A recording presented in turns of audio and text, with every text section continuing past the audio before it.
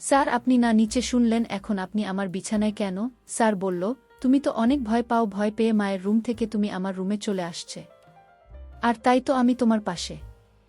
আমি তখন বললাম, স্যার আপনার মায়ের ঘরে আমার মা ছিল না।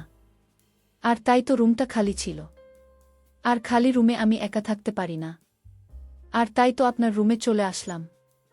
আপনাকে আগেই বলেছি আপনি আমার পাশে থাকেন, কিন্তু আপনি বললেন আপনি বিছানায় ঘুমাবেন না। আপনি নিচের ফ্লোরে চাদর বিছিয়ে ঘুমালেন। আবার এখন বিছানায় কেন? এখন তো রাত প্রায় 2টা বাজে। স্যার তখন বলল, ঠিক আছে আমি নিচে গিয়ে শুয়ে পড়ি, তুমি ঘুমাও। তার নিচে শুয়ে পড়ল। আর আমি খাটে শুয়ে ঘুমিয়ে পড়লাম। কারণ আমি আজ তাড়াতাড়ি ঘুমিয়ে পড়লাম। এর কারণ শুধু আমি অনেক ক্লান্ত ছিলাম। তারপর আমি যখন ঘুমেছিলাম, হঠাৎ করে ঘুম ভেঙে গেল। আর আমি চোখ খুলে আমার পাশে স্যারকে দেখতে পেলাম।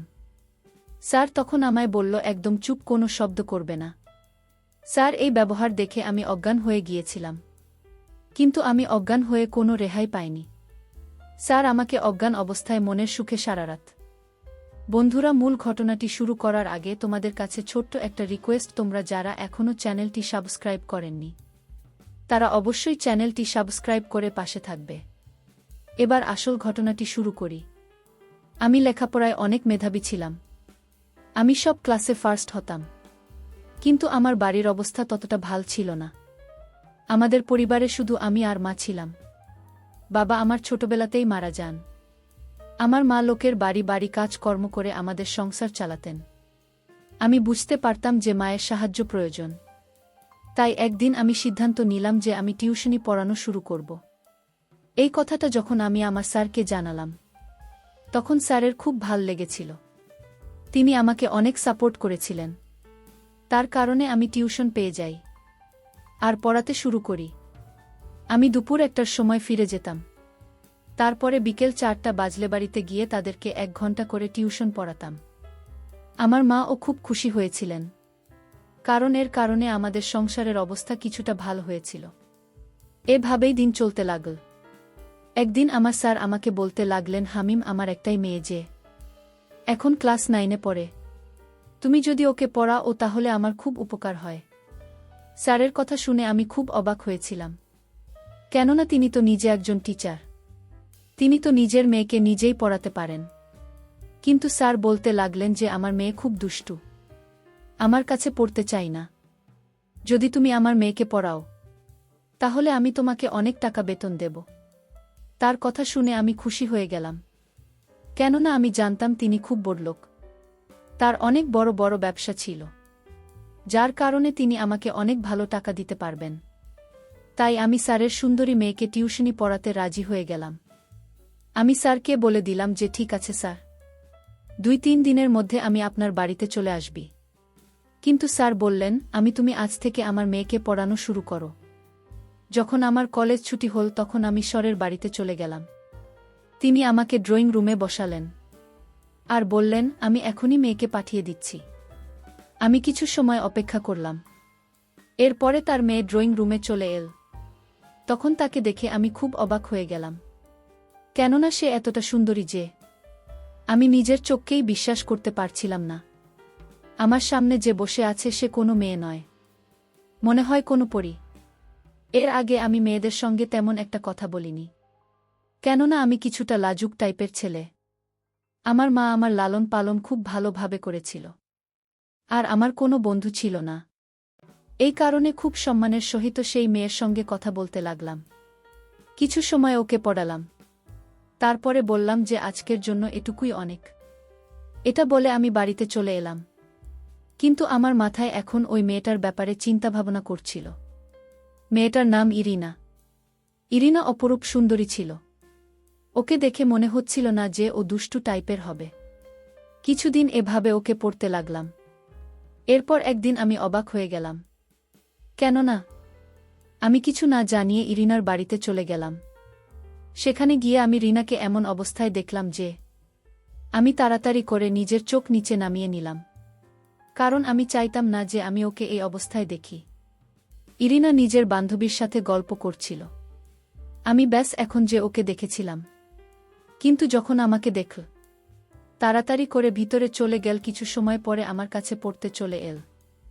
এখন সে এসে বলতে লাগল, স্যার কালকে আমার টেস্ট আছে। আমি ওকে টেস্টের জন্য রেডি করলাম। আর ওকে বললাম, এই টেস্টে তোমার খুব ভালো নম্বর পাওয়া উচিত, কারণ আমি তোমাকে খুব ভালোভাবে সবকিছু বুঝিয়ে দিয়েছি। আমার কথা শুনে বলতে লাগল, না স্যার, আমার গণিতও খুব কঠিন লাগে, আমি খুব একটা ভালো নম্বর পাব না, কিন্তু পাশ করে যাব। ওর কথা শুনে আমি অবাক হয়ে গেলাম। কিন্তু ওকে বললাম, চলো ঠিক আছে, কিন্তু তুমি যদি ফেল করে যাও তখন কি হবে? তখন ইরিনা বলতে লাগল, তাহলে স্যার আপনি আমাকে যে কোনো শাস্তি দিতে পারেন। ওর কথা শুনে আমি দুষ্টুমির হাসি দিয়ে বললাম, ঠিক আছে, যদি তুমি ফিল করো তাহলে আমি তোমাকে শাস্তি দেব। এখন আমি অপেক্ষা করতে লাগলাম কবে ইরিনা টেস্টে ফেল করে, আর আমি ওকে কোনো শাস্তি দিতে পারি কিনা জানি না। তারপর একদিন স্রষ্টা আমার কথা শুনে নিলেন, আরও টেস্টে ফেল হয়ে গেল। আমার মন খুশিতে নাচতে লাগল। কিন্তু আমি কপট রাগে নিজের মুখের উপর রেখে দাঁড়িয়ে ইরিনাকে বলতে লাগলাম, এটা তুমি কি করে ফেলেছ? আমি তোমাকে এত ভালোভাবে পুড়িয়েছি, কিন্তু তবু তুমি টেস্টে ফেল করে গেলে। সে বলতে লাগল, স্যার আপনি আমাকে যে শাস্তি দেবেন আমি মাথা পেতে নেব। আপনি আমাকে যা কিছু পড়িয়েছিলেন আমি সব কিছু ভুলে গেছি, কি করব, আমার গণিত খুব কঠিন বলে মনে হয়। ও সরল মনে আমাকে বলল। আমি তাকে বললাম, তোমাকে আগেই বলেছিলাম, মনে আছে? ও বলতে লাগল, আপনি আমাকে এটাই বলেছিলেন যে আমি যদি টেস্ট ভালোভাবে না দিই আর ফেল করি তাহলে আপনি আমাকে শাস্তি দিবেন। আমি ওকে বললাম, ঠিক আছে, তাহলে তোমার কি শাস্তি চাই? বলতে লাগল, আপনি আমাকে যে শাস্তি দেবেন আমি তা মেনে নিতে প্রস্তুত। ও সরলতার সৌন্দর্যতা দেখে আমার মন গলে গেল। আমি একজন দিকে তাকালাম। আমরা দুজন ছাড়া এখানে আর কেউ নেই। আমার সাথে এত সুন্দরী মেয়ে ছিল, আর তার সৌন্দর্যতা দেখে আমার মন স্থির করতে পারলাম না। অদ্ভুত অদ্ভুত চিন্তা আমার মাথায় আসছিল যে আমার উপরে শয়তান ভর করেছে। আমি ওকে আস্তে করে বললাম, ঠিক আছে, আমি তোমাকে শাস্তি দিতে চাই। ইরিনা খুব সরল মনে আমার কথা মেনে নিল আর আমার পাশে এসে বসে পড়ল। আমি ওকে জিজ্ঞেস করলাম, তোমার বয়স এখন কত? সে বলতে লাগল যে আমার বয়স মাত্র 14 বছর। ইরিনা 14 বছরের আর আমি 19 বছরের। আমি ওকে বললাম, আমি তোমাকে শাস্তি দেব, তুমি কি তোমার বাড়ির লোককে সেই শাস্তির কথা বলে দেবে? সে বলল, না স্যার, আমি আমার শাস্তির কথা কেন বলবো? যদি এটা বাবাকে বলি তাহলে বাবা তো আমার উপর আরও রেগে যাবে, কেননা আপনার পড়ানোর পরেও আমি আমার পড়ার দিকে ধ্যান দিতে পারিনি। আমি চুপ করে রইলাম। আমার মন তাকে নিয়ে অন্য কিছু চিন্তা করছিল, কিন্তু আমার মনে এটা করতে আমাকে নিষেধ করেছিল। কোথাও না কোথাও আমার মায়ের দেওয়া শিক্ষা আর সংস্কার আমাকে থামিয়ে দিয়েছিল। এই কারণে আমি সিদ্ধান্ত নিয়ে ওকে বললাম যে না, আমি আজকে তোমাকে সাজা দেব না, কিন্তু এর পরে যদি তুমি কখনো কোনো পরীক্ষা এরকম কোনো ভুল করো আর ফেল করো তাহলে আমি তোমাকে নিশ্চয়ই শাস্তি দেব। আজকের মতো তোমাকে মাফ করে দিলাম। সে এই কথা শুনে খুব খুশি হয়ে গেল। আমি আবার ওকে পড়াতে লাগলাম। একদিন আমি কলেজ থেকে ফিরছিলাম, তখন রাস্তায় স্যারের সঙ্গে আমার দেখা হলে তিনি আমার কাছে এসে আমাকে বলতে লাগলেন, হামিম, তোমার সঙ্গে আমার কিছু কথা আছে। আমি স্যারকে বললাম, স্যার, আমি বিকেলে যখন আপনার বাড়িতে আসব তখন আপনি আমাকে যা বলার সেটা বলে দিবেন। এরপর আমি বিকেলে স্যারের বাড়িতে গেলাম, কিন্তু তখন স্যার ব্যস্ত ছিলেন। কিছু সময় পরে তার কাজ শেষ হলে স্যার বলতে লাগলেন, আমি তোমার সাথে ইরিনার ব্যাপারে কথা বলতে চাই। এটা শুনে আমি হতবাক হয়ে গেলাম যে হঠাৎ করে ইরিনাকে নিয়ে আমার সাথে কথা বলবেন। কিন্তু স্যার বলতে লাগলেন, হামিম, আমি চাই ইনা কয়েকদিন তোমাদের বাড়িতে থাকুন। তার এই কথা শুনে আমি হতবাক হয়ে গেলাম। তিনি এরকম কেন চান? সে বলতে লাগলেন, হামিম, আমি তোমাকে খুব বিশ্বাস করি, তুমি খুব ভালো ছেলে, তাই আমি চাই আমার মেয়ে তোমাদের বাড়িতে থাকুক আর সেখানেই মনোযোগ দিয়ে পড়ুন, কারণ বিশেষ কাজে আপনাকে শহরের বাইরে যেতে হবে আর কয়েকদিন আমাকে সেখানে থাকতে হবে। কিন্তু শহরে আমার কেউ নেই যার কাছে আমি নিজের মেয়েকে রেখে যেতে পারি, আর ওর পরীক্ষা চলছে।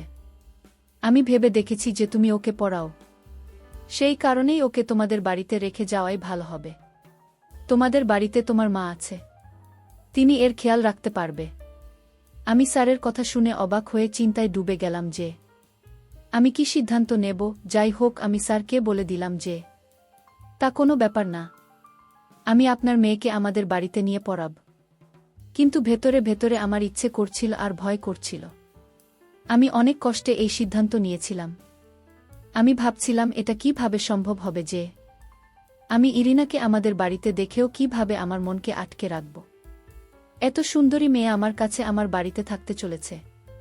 তারপরে আমি মায়ের কথা ভাবলাম, তিনি তো বাড়িতে থাকবেন, আমি ওকে আমার মায়ের কাছে ঘুমাতে দেব। এটা ভেবেই আমি স্যারকে হ্যাঁ বলে দিলাম। এরপরে স্যার ইরিনাকে তাড়াতাড়ি রেডি হতে বললেন। ইরিনা নিজের সাথে একটা ছোট ব্যাগও নিয়েছিল। ইরিনা খুব উদাস হয়েছিল। স্যার ওকে বোঝাতে লাগলেন যে দেখ মা, তুই তো টিচারকে বিরক্ত করবে না, উনি তোকে পড়াবে, মা তোর খেয়াল রাখবেন। আমি হালিমের উপর খুব ভরসা করি, কিন্তু আমি ভয় পাচ্ছি যে তুই টিচারকে বিরক্ত করবি। এই কারণেই আমি চাই তুমি তাকে বিরক্ত করবে না। পড়াশোনা ঠিকভাবে করিস, যা বলবেন সেটা মেনে চলিস। ইরিনা বলতে লাগল, ঠিক আছে বাবা, স্যারকে অভিযোগ করার সুযোগ আমি কখনোই দেবে না। আর স্যার কি বিরক্ত করব না, এভাবেই আমি রিনাকে আমাদের বাড়িতে নিয়ে এলাম। আমার কাছে কোনো গাড়ি তো ছিল না। আমি আমার মোটর সাইকেলের পিছনে ইরিনাকে বসিয়ে ব্যাগ আমি আমার সামনে রেখে দিলাম। ওকে আমাদের বাড়িতে নিয়ে এলাম। মা যখন দেখলেন তখন খুব অবাক হয়ে গেলেন। আমি মাকে সমস্ত কথা বললাম। মা আমাকে বললেন, এদিকে আয় বাবা, তোর সাথে আমার কিছু কথা আছে। আমি মায়ের রুমে গেলে মা বলতে লাগলেন, বাবা তুই এটা কি করে ফেলেছিস? তুই জানিস তোর চাচাত বোনের বিয়ে আছে যেখানে আমাকে যেতেই হবে। তারা অন্য শহরে থাকে। আমি ৩-৪ দিনের আগে সেখান থেকে আসতে পারবো না। আর এদিকে তুই এখন ইরিনাকে নিয়ে এসে পড়েছিস। ও একা এখানে থাকবে কিভাবে? মায়ের কথা শুনে আমার মাথায় এলো। আমি তো ভুলেই গিয়েছিলাম যে তার তো একটা বিয়েতে যেতে হবে। এখন আমি কি করব? আমার খুব অদ্ভুত লাগছিল। কিন্তু আমি মাকে বললাম, তুমি এই সমস্যার কোনো একটা সমাধান বের করো। এখন এটা তো কোনোভাবেই করতে পারছি না যে আমি রিনাকে আবার ফিরিয়ে রেখে আসব, কারণ ইরিনা বাবা এতক্ষণে চলে গেছেন। আর যদি এখন আমি স্যারকে নিষেধ করে দেয়, তাহলে তার খুব খারাপ লাগবে।